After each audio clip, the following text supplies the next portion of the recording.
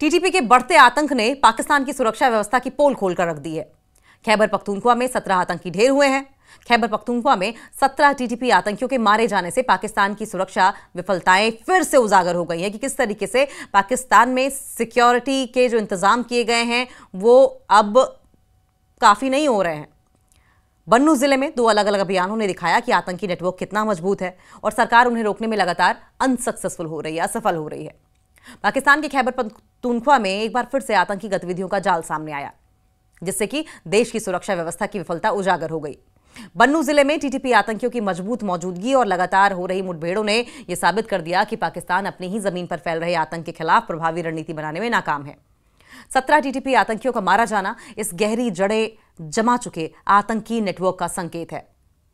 शेरी खैल और पक्का पहाड़ खैल में आतंकियों की सक्रिय मौजूदगी की पुष्टि के बाद सुरक्षा बलों ने अभियान चलाया, लेकिन यह दुख इस बात का प्रमाण है कि पाकिस्तानी एजेंसियां पहले आतंकियों को बढ़ावा देती हैं और बाद में कार्रवाई का दिखावा करती हैं। सालों से टीटीपी खुलकर पाकिस्तान में हथियारों और विस्फोटकों के साथ सक्रिय है। इसका खामियाजा आम नागरिकों को भुगतना पड़ता है। पाकिस्तान की नापाक निगरानी भी अब उजागर हो गई है। आईजीपी जुल्फिकार हमीद के मुताबिक पहले अभियान में 10 आतंकी मारे गए और एक फैसिलिटेटर गिरफ्तार हुआ। लेकिन सवाल यह है कि इतने बड़े आतंकी नेटवर्क की जानकारी पाकिस्तान को पहले क्यों नहीं मिली। 7 शव बरामद हुए, जबकि 3 दुर्गम इलाके में रहे। यह भी पाकिस्तान की कमजोरी है। आतंकवादी पहाड़ी क्षेत्रों में पूरे सिस्टम को चुनौती दे रहे हैं और सरकार वर्षों से, सालों से हालात काबू नहीं कर पा रही है। अब आपको यह भी बताएं कि 8 घंटे का एनकाउंटर चला था। दूसरे पूरे 8 घंटे चले अभियान में 7 और आतंकी मारे गए।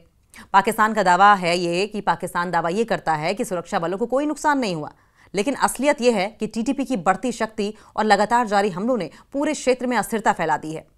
स्थानीय लोग भी अब पाकिस्तान सरकार की नाकामी से परेशान हैं और सुरक्षा एजेंसियों पर भरोसा खोते जा रहे हैं। बात यह भी है कि पाकिस्तान की ढुलमुल नीति का ही नतीजा है ये। मारे गए आतंकियों से भारी मात्रा में हथियार और विस्फोटक बरामद हुए हैं। यह पाकिस्तान की उस ढुलमुल नीति का नतीजा है जिसने दशकों तक आतंकी संगठनों को पनाह दी और उनका इस्तेमाल पड़ोसी देशों के खिलाफ किया।